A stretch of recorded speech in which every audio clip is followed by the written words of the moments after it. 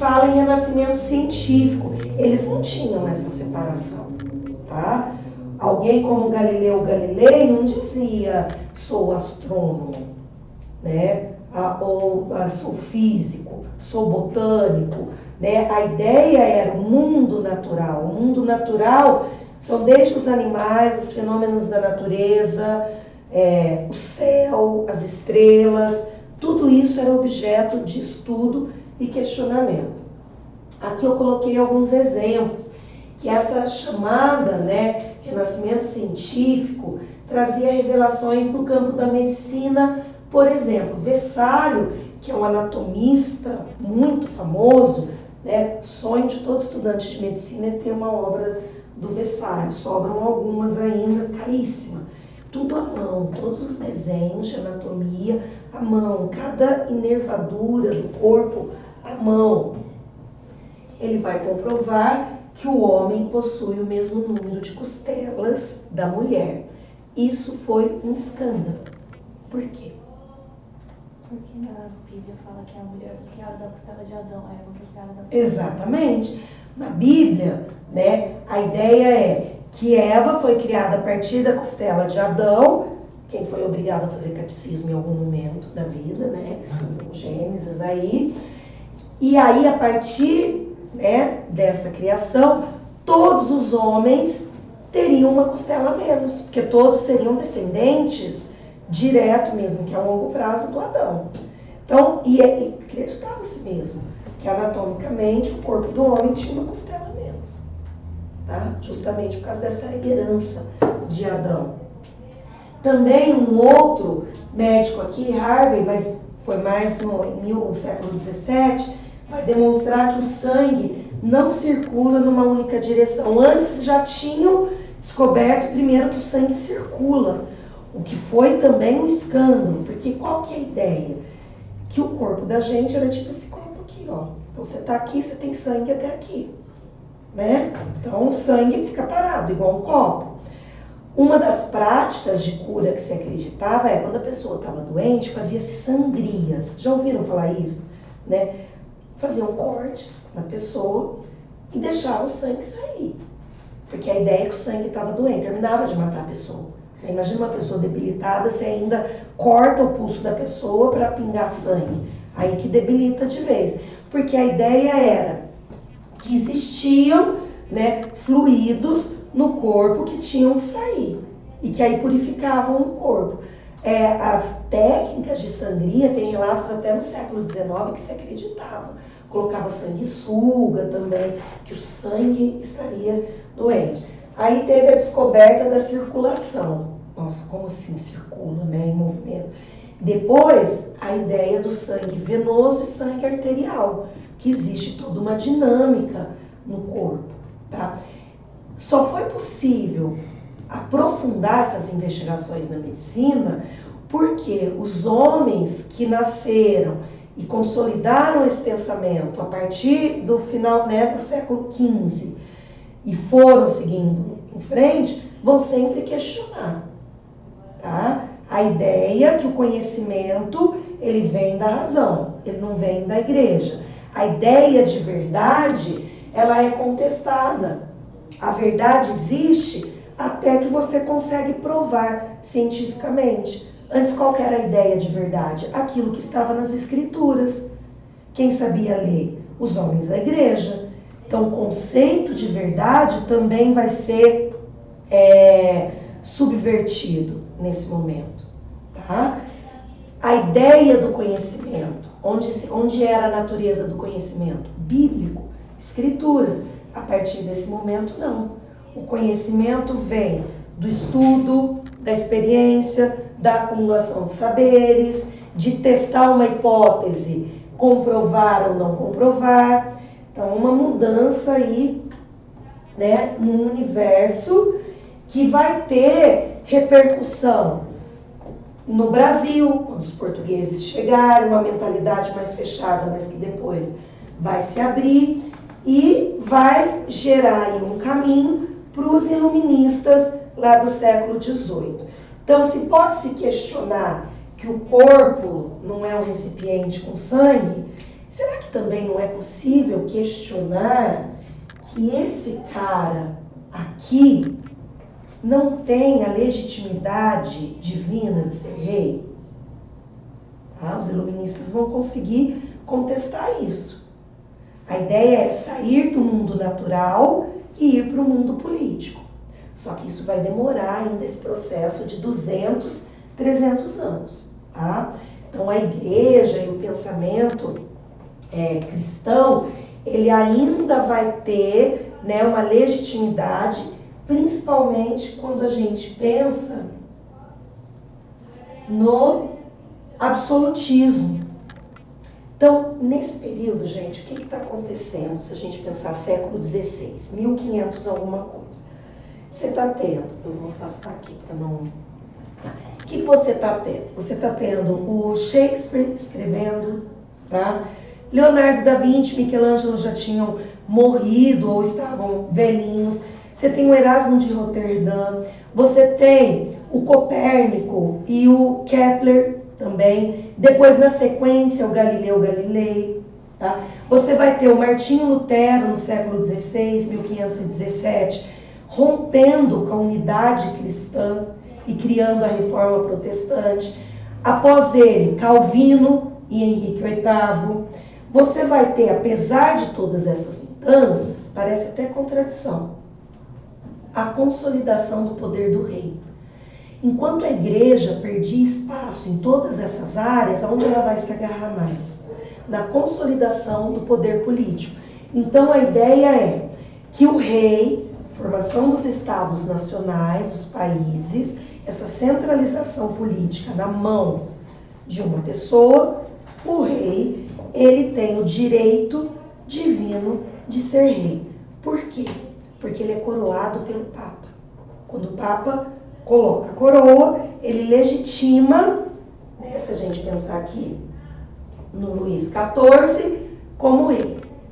Então, Deus reconhece que aquele cara, naquele momento, é rei. Ele é legítimo por Deus. E aí você tem a aliança da igreja com o poder político na Europa nesse momento.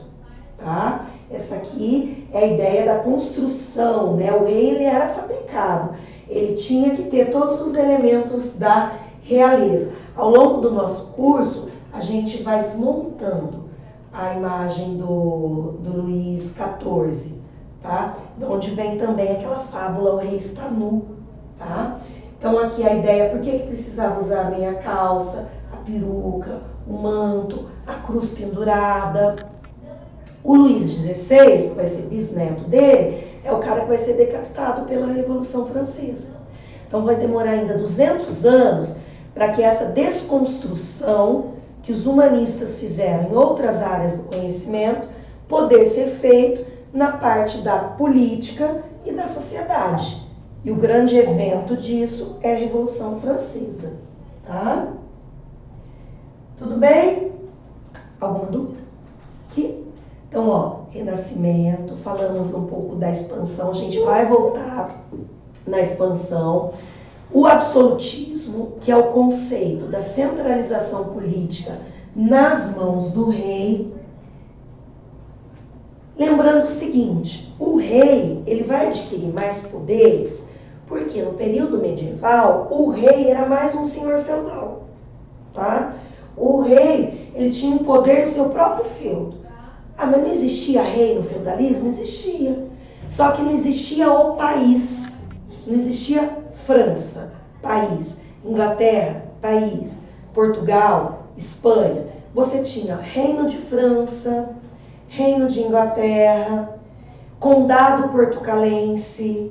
Você vai ter Reino de Aragão e Castela. Você não vai ter Espanha. Depois que vai ter a formação dos países. Então, esse momento também é o momento da criação dos países. Qual seria a ideia de um país? Uma fronteira definida, tá? Uma língua única própria que legitima aquele país, uma moeda padronizada, a regularização de pesos e medidas. Tá? O que seriam pesos e medidas? O quilo, tá? medida centímetro, metro, não pode mais falar 20 braços, não sei quantas arrobas. Esse saco aqui de trigo equivale a uma vaca. Não, tinha que ter unidades. E isso facilitava o quê? O comércio.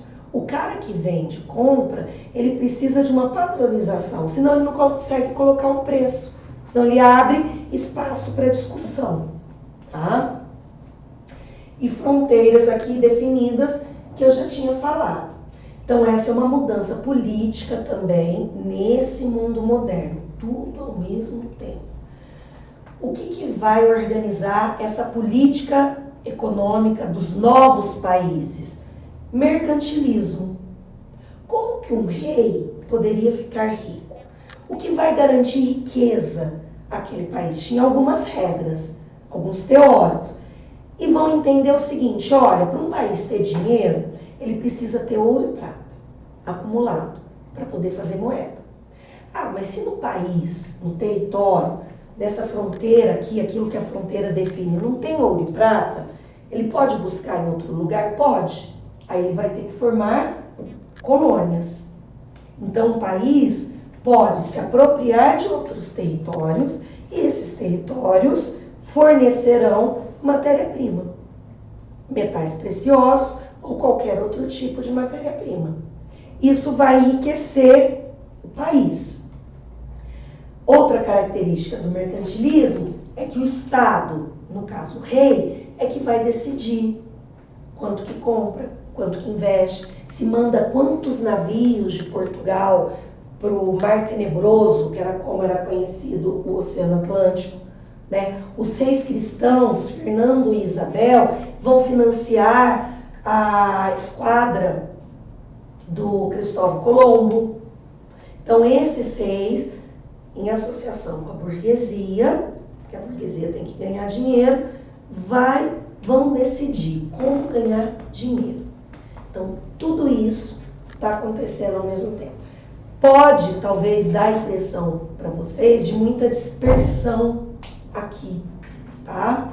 Então, falei um pouquinho do renascimento, a mentalidade do homem que vai ao mar em busca de novos territórios, a ideia do absolutismo e das monarquias nacionais, e trouxe aqui, eu já tinha falado antes de reforma, né? Mas trouxe aqui os principais reformadores. Martinho Lutero, na Alemanha. Tá?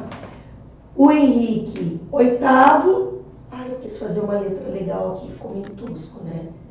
É o oitavo VIII, mas ficou esquisito, mas é o oitavo aqui, tá? Fundador do anglicanismo na Inglaterra. E o Calvino vai ser o representante do calvinismo, ele era francês, fugiu da França para não morrer e foi parar na Suíça, onde foi muito bem aceito as suas ideias, tá? A principal crítica do Lutero era a venda de indulgências. Era a ideia de que o perdão só ia para o céu, paraíso, se você comprasse indulgências. Mas bastava comprar uma vez? Não, tinha que comprar sempre. Mas você não tinha dinheiro? Se vira, você vai pegar no purgatório, então. Era tão maluco esse raciocínio da indulgência que você poderia comprar para você, para um parente seu que já tinha morrido, né? Para algum outro parente. No outro ano você voltava e comprava mais. E existia uma espécie de tabela, dependendo do lugar que se vendia indulgência.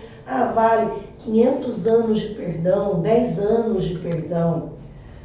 Muitos perguntam assim, mas como que calculava isso? Não calculava. Falava, as pessoas acreditavam, né? Mas será que está garantido mesmo 100 anos de perdão para mim, para minha família? É melhor comprar mais indulgência, fazer mais doações à igreja. E por assim ia, tá? O Lutero vai entender que isso aqui é uma falácia, é uma enganação, que só a fé salva. Não precisa de nenhum artifício, nem de comprar, nem de ir para o padre. Então a gente tem aí a ideia do individualismo, tá? A reação da Igreja Católica a essas reformas, Lutero, Henrique VIII, Calvino, até demorou, porque a Igreja Católica sempre foi muito segura do seu poder, né? E ela vai demorar 18 anos, 18, gente, vai ser 18 anos para montar um projeto de resistência ao avanço dos reformistas. É chamada Reforma Católica ou Contra-Reforma. Durante 18 anos, Papa, Bispo, Arcebispo, Abade, né, clérigos de alta patente se reuniram na cidade de Trento, na Itália, e formularam, né, aquilo que se chamou Concílio de Trento. Qual que vai ser a reação da igreja? Olha, as indulgências continuam valendo. Vamos investigar os excessos, mas não abre mão da cobrança de indulgências. Outra coisa, o Papa é infalível. O Lutero questionava o Papa, tá? Quando o Papa manda um documento excomungando o Lutero, o que é excomungar? Expulsar o Lutero da igreja, né? A partir do momento, na época, que era excomungado, a pessoa acreditava arder no fogo do inferno. O que o Lutero faz? Ele rasga a bula papal e bota fogo. Foi considerado uma obra, sim, né, uma ação extremamente radical, porque ele dizia que o Papa não era infalível. O que a Contra-Reforma vai falar? O Papa, ele é infalível, sim, a autoridade do Papa continua inquestionável. Depois, eles vão entender que é preciso censurar obras que atentassem contra a igreja. E eles criam uma lista de obras chamada Index, que é de onde vem a palavra índice. Uma lista de obras proibidas pela Igreja Católica. Existe até hoje, só que eles não divulgam. Vocês entrarem lá, né, colocarem no Google do Vaticano, existe uma lista de obras que chama-se Index. Tá? Depois, vão estimular a formação de mais seminários, né? Formação de padre para a expansão da fé católica. O que vai chamar mais atenção e vai vir para o Novo Mundo é a Companhia de Jesus, os jesuítas. Além disso, né, proibir o livro ou obras não era suficiente, é preciso punir o cara que escreveu a obra. O cara que está divulgando a obra, as pessoas que acreditam. E aí vai ter uma retomada do Tribunal da Inquisição, Tribunal do Santo Ofício. E os autos de fé, que é o nome que se dava para essas execuções, fogo, na Idade Média, aumentam muito. A igreja matou muito mais nesse período do que na Idade Média. Tá? Se a gente tem uma ideia da Inquisição ali, que é a Idade Média, não. Que a Inquisição mais matou, mais condenou, foi nesse período aqui.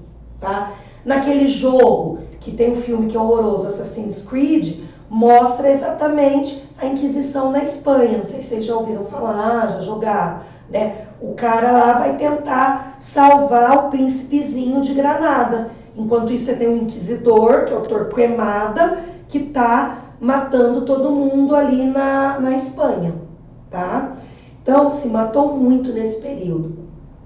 Com a descoberta do Novo Mundo, muitos foram levados para a Europa para morrerem também. Então, além dos hereges judeus, islâmicos, acusados de bruxaria, você vai ter agora também os protestantes, que vão, né, ser alvo da Inquisição. No Brasil colonial, os indígenas vão servir a esse papel também de hereges, tá?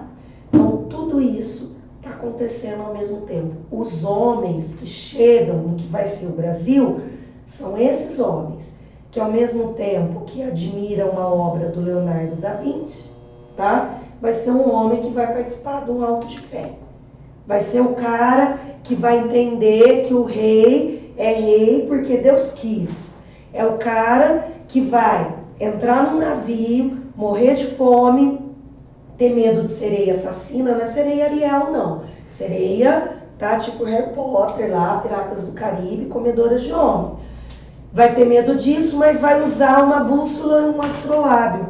Então vai ter essa dualidade do homem europeu, vai passar para o Brasil colonial. E é isso que a gente vai ver. Nesse arquivo aqui, pessoal, tem algumas propostas de exercícios que não são esses exercícios, tá? Então você tem aqui, né? Aqui a ideia de um texto do Renascimento. Aqui tem um trechinho do Copérnico, isso aqui é muito legal, fazer do Copérnico e do Leonardo da Vinci, tá? Depois, você tem um aqui também do absolutismo. Então, a cada um desses temas tem também essas propostas. Esse aqui também, tá? Que é das grandes navegações, ok? Então, tá bom. Então, ó, essa aula ela foi mais intensa, porque era muita informação. Nas outras, vai ser um pouco mais regrada. E outra coisa, também não é porque a gente está gravando, vocês perguntem, tá? Não tem que ficar aí, né? Podem perguntar também, que eu respondo. Porque isso tudo depois, se for o caso, a Carol edita e fica tranquilo. Tá bom? Certo? Acabou a primeira aula. Pronto. Não desliga. Desliga. Ai, tô achando que esse negócio é touch.